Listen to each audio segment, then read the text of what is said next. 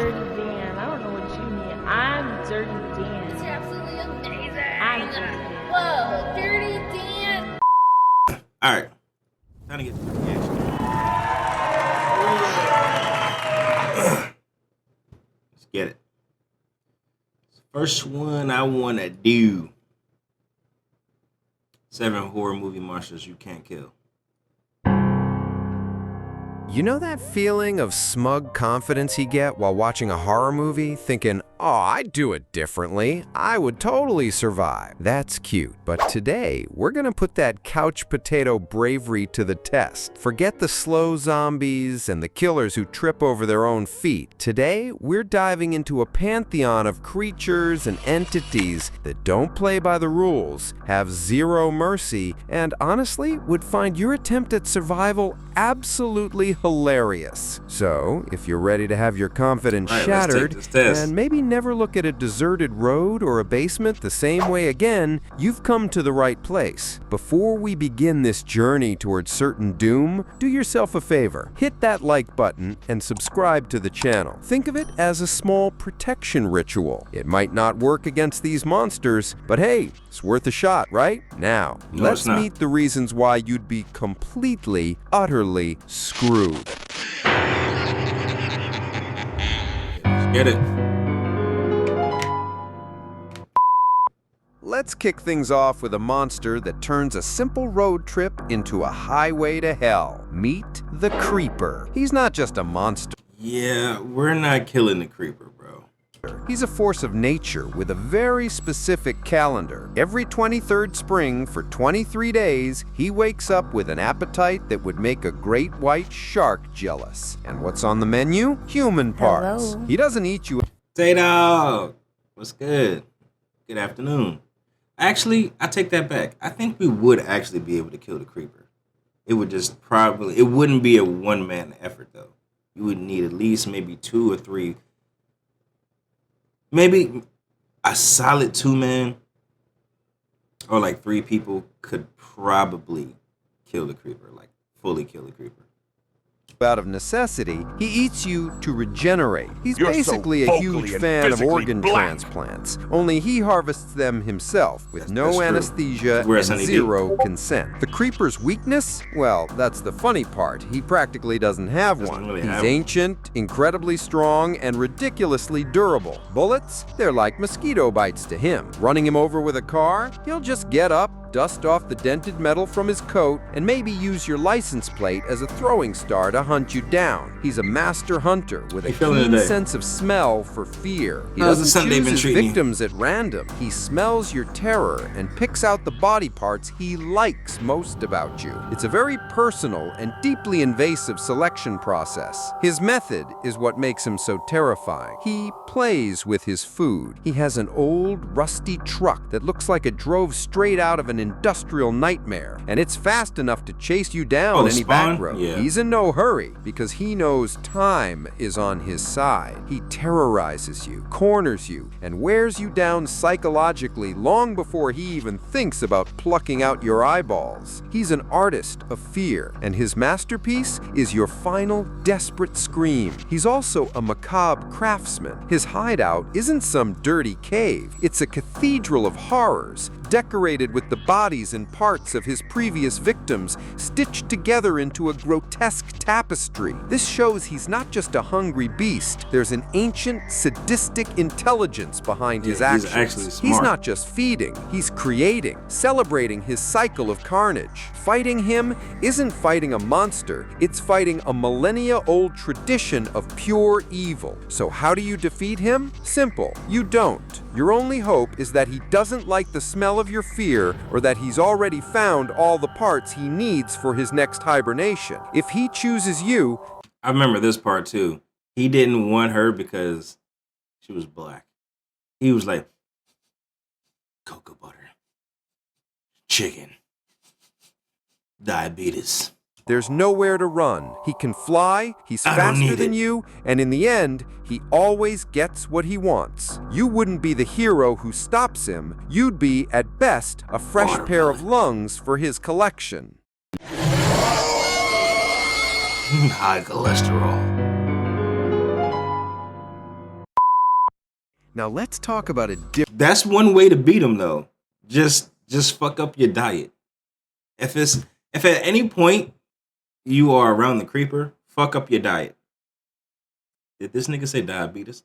So yeah, if at any point, make sure you have, you know what I'm saying? Like he's coming for prime people. You know what I'm saying? People that don't got no real health issues and nothing going on. If it's creeper season, just fuck up your health for a little bit. That's all. You know what I'm saying? Just like go ahead and eat you like a gas station sushi, or you know what I'm saying, one of those dirty truck stop hamburgers or something. Just go ahead and fuck up your system real quick. So he'd be like, nah, I'm good. And he take the big bitch eyeballs. Nah, all he did was yeet her. He didn't do nothing. He sniffed her and he threw her big ass. She survived.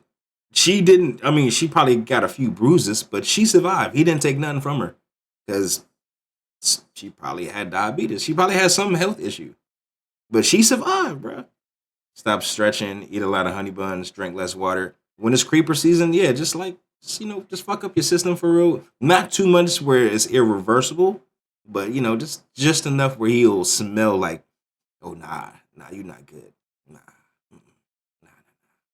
Different kind of antagonist. Here, the villain isn't a single creature, but a book. Yes, a book. A book written by the ghost of a tortured girl named Sarah Bellows, who writes horror stories in blood. And the fun part? If the book decides to write a story about you, it comes true. This isn't a monster you can punch. It's the narrative itself becoming your death sentence. That is true. I was just about to say, Black Ash Trail. I've seen this movie. And I said the same thing. Why not just burn the book? So the Death Note is essentially a tortured girl's death note. Yes, written in blood. So why not burn it? I said the same shit. Burn the book. The strength of this evil is its inevitability. Once the story begins to be written, the monster from that tale materializes in our world with a single purpose: to fulfill the story's tragic ending. And these aren't generic monsters. They are direct manifestations of your worst fears. Afraid of scarecrows? Get ready to meet Harold. Have a phobia of spiders? A pimple on your face is about to become the worst day of your life. The book knows you better than you know yourself. Its weakness? Good question. How do you fight a story that's being written in real time by a vengeful ghost? You can't burn the book because it just reconstructs itself. You can't run because the story follows you. The only apparent weakness is that the monsters follow the logic of their own tale. I didn't know that this was even, for example, can be taken apart, but he always puts himself back together. The Pale Lady hugs you until you're absorbed. Each monster is a deadly... The Pale Lady is basically Majin Buu. Lucky for you, I was already looking away. Thank God. Because I was about to say, I didn't know all the monsters he was going to pull up. So, but I do remember this movie. And yeah, my bad. Unsolvable puzzle. What makes this so impossible is the psychological aspect. There's no single enemy. Yeah, she's basically Majin Buu. All she do is hug you until you go inside her. It's knowing that your name could be the next one to appear on the pages of that cursed book. It's the helplessness of watching your friends get picked off one by one. Shit. I know some scary shit. Living check to check and still struggling. Living check to check and being told that you make too much money that you can't get food stamps. That's scary. By literary horrors, while you just wait for your turn. The real monster is the certainty that your story will be told and that it will not have a happy ending. Your only chance to survive isn't to defeat the monsters, but to appease the author. You'd have to uncover the truth behind Sarah Bellows' tragedy and promise to tell her story, all while being chased by logic-defying creatures. It's like trying to solve a cold case while running a marathon against death itself. Let's be honest. You'd probably get got by Harold before you even made it to the library. Or I will just burn the fucking book. And whatever happens, happens. Back to the wall.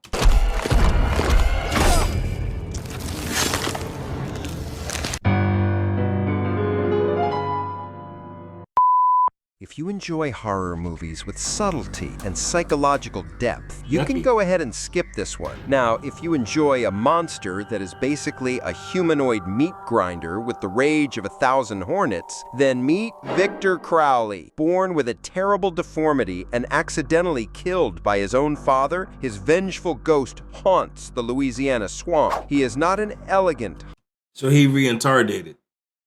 hunter. He is the personification of brute force and unrestrained fury. The list of victims. I don't think I ever seen this movie, bro. What movie is he in? The Hatchet? Victor Crowley's weaknesses is comically short. In fact, it doesn't exist. Damn. He's a ghost, so he can't be killed. Shoot him, and he'll keep coming. Blow him up, and he'll just regenerate the next night, probably even angrier. The only rule is that he's confined to his swamp, but once you step onto his turf, you're playing. So he only can stay in his swamp. So who's stronger, that nigga or Jason? So he's only confined to the swamp.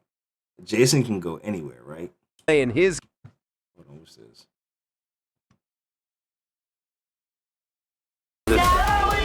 The spirit of a Hold on, yeah, I'm gonna watch this next. What's this like? It's a real haunted thing. Let's see. Watch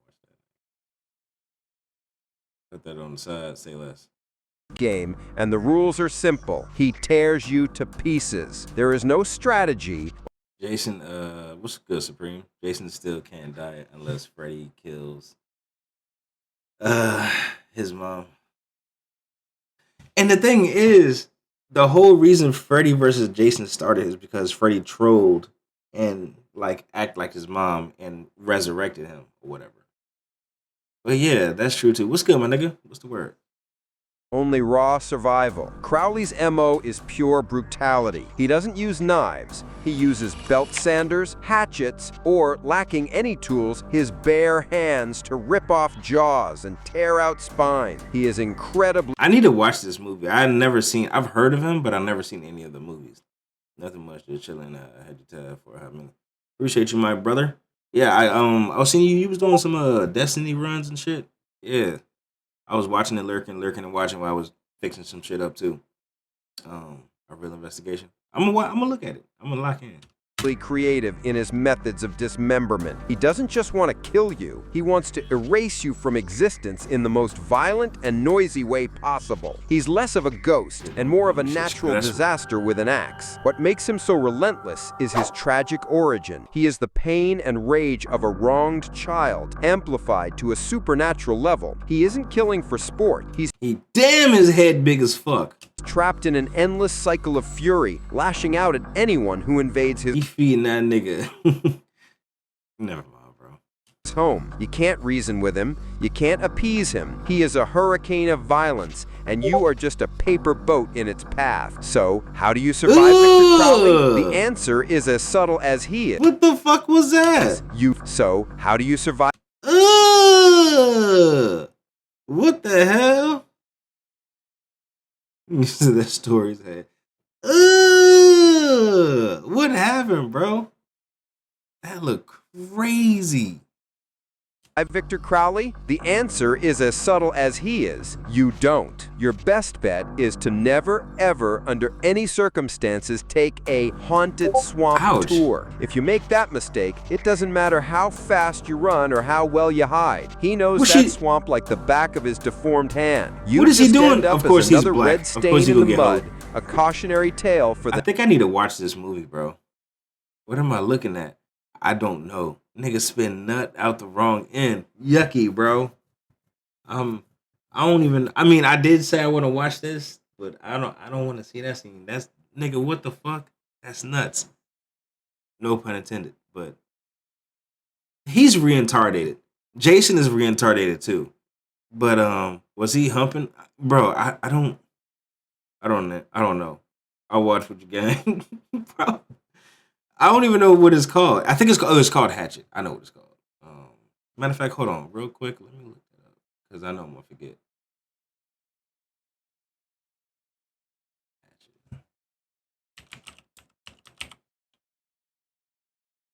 Hatchet. There's Hatchet 1, Hatchet. There's 3? Oh damn! I guess we gotta go down a hatchet I said rampage. A hatchet rabbit hole. Damn.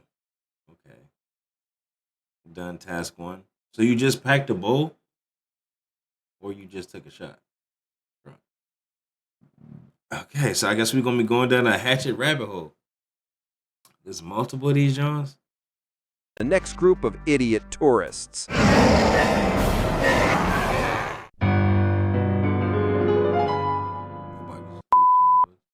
Digital detox camps. It's The too early idea for of a shot. The fuck, bro. I'm already like, how many shots did I take already? I think I'm already like 2 or 3 shots in already. I ain't gonna lie, cause Supreme. I don't know if you know this, but I'll let you know. October 11th, October 12th, and 13th, and 14th, I was intoxicated. I drank all of those days. I drank in excess. October 11th, October 12th, and 13th, and 14th, I was intoxicated. I drank all of those days. I drank in excess. October. Yeah, just in case. Just in case you ain't know, Nah, I've been dead. I just forgot to complete it. I'm at least 2 shots in. No more than 4. Yeah, I'm definitely no more than 4. I'm like probably like 2 or 3. It's an ooey gang. You got it for real. I'm pacing myself this time, maybe. Good job, bro. Proud of you, Crump. Proud of you, my boy. Hey, what's good with Queen? What's the word, loved one?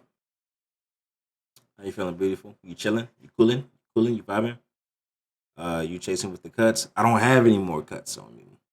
Not even gonna hold you. I ain't got none on me. forcing tech-addicted teenagers to interact with camp. Nobody sleeps in the woods. Digital How's your afternoon treating detox you? camps. The idea of forcing tech-addicted teenagers to interact with nature. What I'm a good. wholesome... I'm cooling and vibing and cooling. Just doing this recording right now. We're watching 7 horror movie monsters you can't kill. Just doing some reactions, yapping. I'm off from work, so I'll be here playing some games. How's everything going with you, though?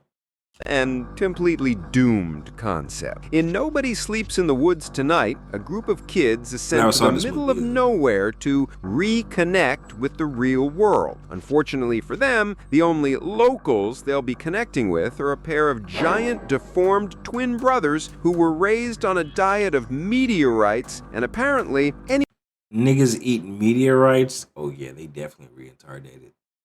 anyone who wanders by. The strength of these villains lies in their brutal simplicity and their environment. They aren't strategists. They are pure predators. Imagine 2 walking meat tanks with the intelligence of a hammer and an insatiable hunger. They live...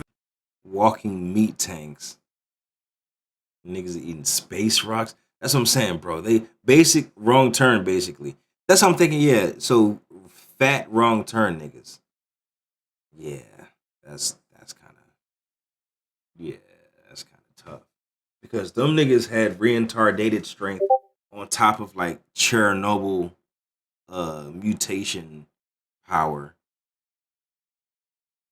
Yeah, there's no talking to them, there's no reasoning with them. You literally have to overpower them, and like you can still kill them. You just have to overpower them, which is next to impossible. So you gotta outsmart them and then hit them in a big ass fucking cranium. In a filthy basement decorated with the remains of their victims, and they know that forest like the back of their giant hands. They are the reason your parents told you not to go into strange cabins in the woods. They are the personification of, I told you so. Their weakness? Well, they're the product of a delightfully absurd backstory. Apparently, a meteorite crashed in their yard when they were kids, and their mother, in a moment of parenting brilliance, locked them in the basement and fed them the space goo. This turned them into... Locked the kids in the basement and sped them. Well, they are sped. Fed them space goo? Hell, moms. to mutant monsters, so their weakness is maybe bad parenting. Other than that, they are extremely hard to kill. They can take an absurd amount of damage and just keep coming, grunting and ready to turn you into stew. What makes them so lethal is their complete lack of subtlety. They don't hide in the shadows or play mind games. They see you, they want you, and they come get you. They are brute force in its purest form. One of them will chase you with the determination of a debt collector, while the other, well, let's just say he has a very special way of playing with his victims before devouring them. It's direct, visceral horror that gives you no time to think of a plan. You wouldn't survive because your reliance on technology has left you completely unprepared for the... You know what I'm saying? He's a warrior? I'm like, what do you mean special way? What do you mean? He diddies people before he kills them? What do you mean by that? Real world, especially one containing cannibalistic mutants. You'd try to find a cell signal to call for help. You'd get lost. You'd scream, attracting them right to you. Your only hope would be to find their cabin and pray they aren't hungry. But let's be honest, they're always hungry. You'd end up as the main ingredient in their dinner, proving once and for all that maybe a little screen time isn't so bad after all.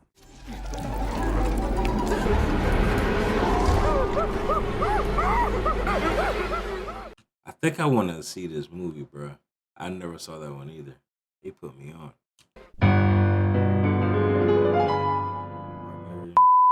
This one is a nightmare in layers. You rent an Airbnb and find out it's double booked. Awkward, but manageable, right? Wrong. The real problem isn't your unexpected roommate. It's what's in the basement, and in the secret tunnel behind the basement, and in the subterranean chamber below the tunnel. Meet the Mother, a grotesque creature, the product of decades of abuse and inbreeding, who lives in the bowels of that house. The Mother's strength is her...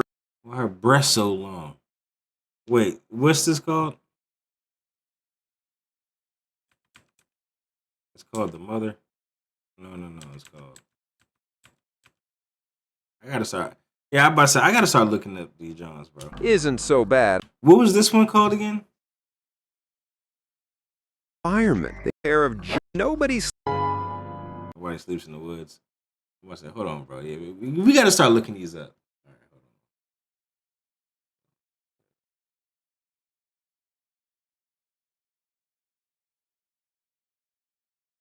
on. We got to start looking these up. I was about to say, some of these are some bangers.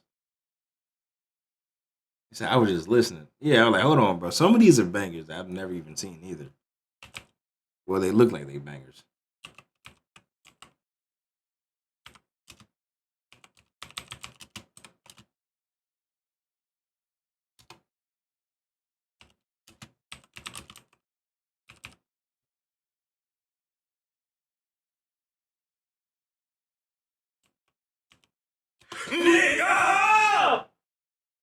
So there's two? Nobody sleeps in the woods tonight. Nobody sleeps in the woods tonight too? There's two?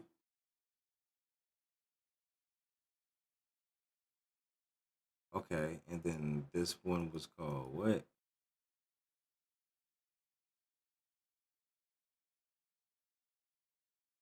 one contain law. Their cat is the Barbarian. Okay.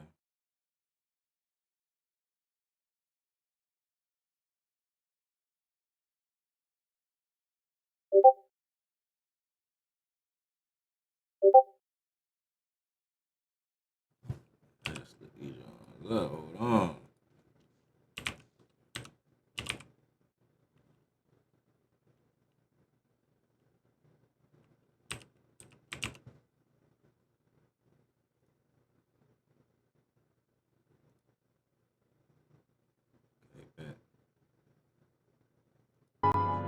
chamber, and she knows it perfectly. Once she drags you down there, you're in her world, and her rules are simple. You're her baby now, and she's going to take care of you to death. Her weakness is almost tragic. Despite her monstrous appearance, she operates with a twisted, childlike mentality. She isn't purely evil. She's a product of unimaginable trauma. She kidnaps people, not to kill them, but to force them to be her babies, trying to recreate a sick form of family. She might even show moments of strange tenderness, like trying to feed her victims with a baby bottle. This complexity makes her unpredictable and, in a way, even scarier. What makes the situation impossible is that the mother isn't the only villain. The house itself is a monument to human evil, built by a serial killer who was the mother's father and creator. You're not just fighting a creature, you're fighting the legacy of decades of depravity. Every dark hallway, every locked door is part of a horrifying story that is still very much alive and very hungry. You wouldn't survive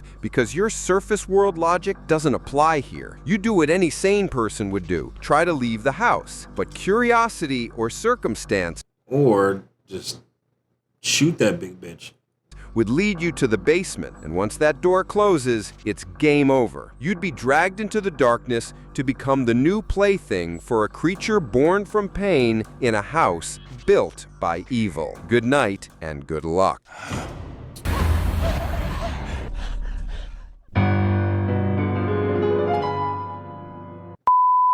Get ready for one of the most absurd and brilliant villains in modern horror. The monster in Malignant is Gabriel. And who is Gabriel? He's a teratoma, a parasitic twin who was partially removed from the protagonist, Madison, as a child, but a piece of his brain remained dormant. I've seen now this. He's awake, and he's using Madison's body in a peculiar way. Gabriel's strength is simply unbelievable. He can take control of Madison's body, but he moves backward. He contorts her limbs in inhuman ways, resulting in a fighting style that is impossible to predict. He has superhuman strength, a contortionist's agility, and the ability to manipulate electricity. He is a walking nightmare that moves like a horror movie in reverse. The fuck? Y'all never saw this shit? He is physically attached. Yeah, I forgot about Malignant. He is quite this shit is actually the fire. back of her head. He can only come out when y'all never saw this shit. But this is also his strength. How do you fight a villain who shares the same body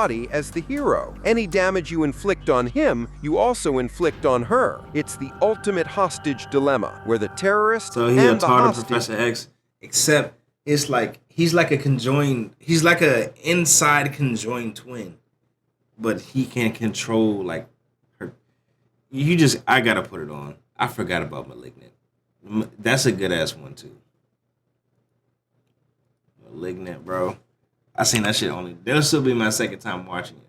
We got some good shit. Good, man, it's a good thing I watched this, bro. That's some good shit.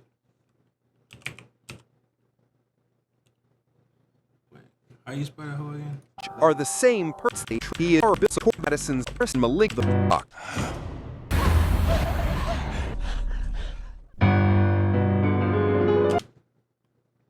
Malignants.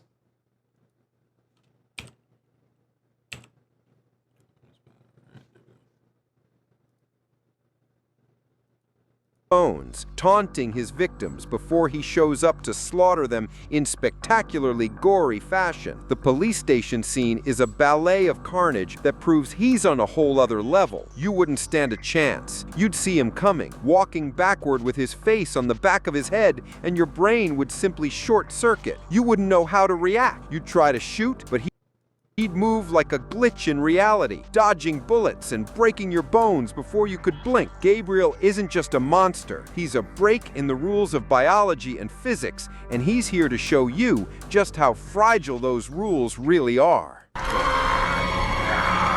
Yeah, I ain't gonna lie. Gabriel a little crazy because he can bob and weave. He can dodge bullets. So being like realistic, he can dodge bullets and he knows how to box. So if you can't beat him in hand to hand, and he can weave bullets, like, shit, I'm not gonna lie, we might not be fucking with Gabriel.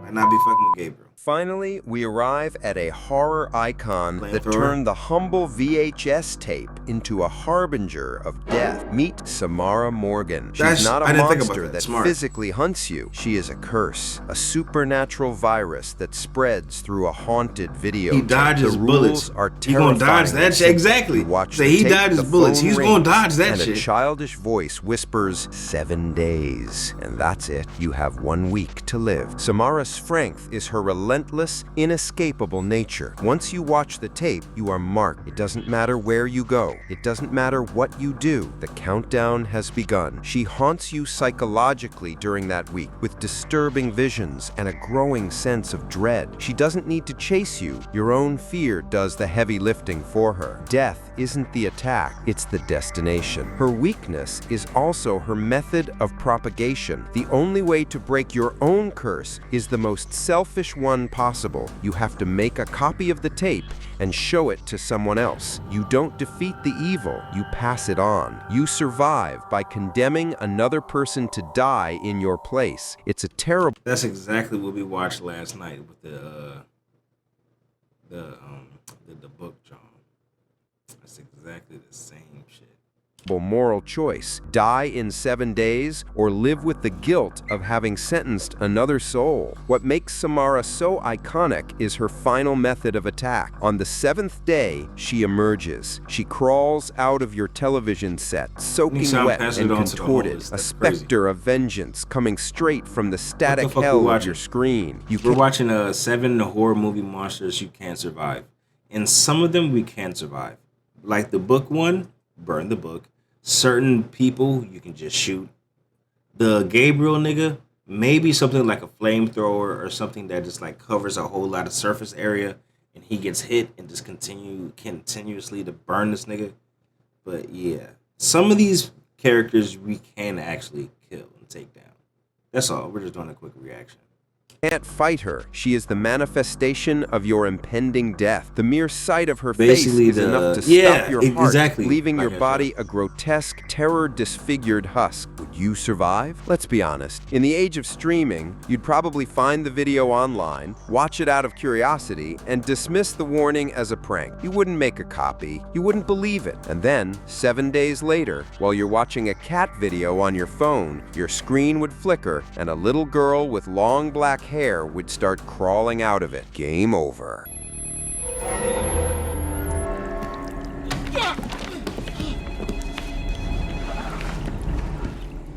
She's in the Dead by Daylight game. And there you have it. From demons with busy schedules to viral curses and family experiments gone very, very wrong. These monsters aren't here to give you a fighting chance. Take the death or double it or pass it on to the grand scheme of horror, you are at best an inconvenience and a... There's a few people that I already know. Like that reincarnated nigga from the Hatchet. I feel like if you see people with guns in the Hatchet, shoot, his head is a gigantic fucking hitbox.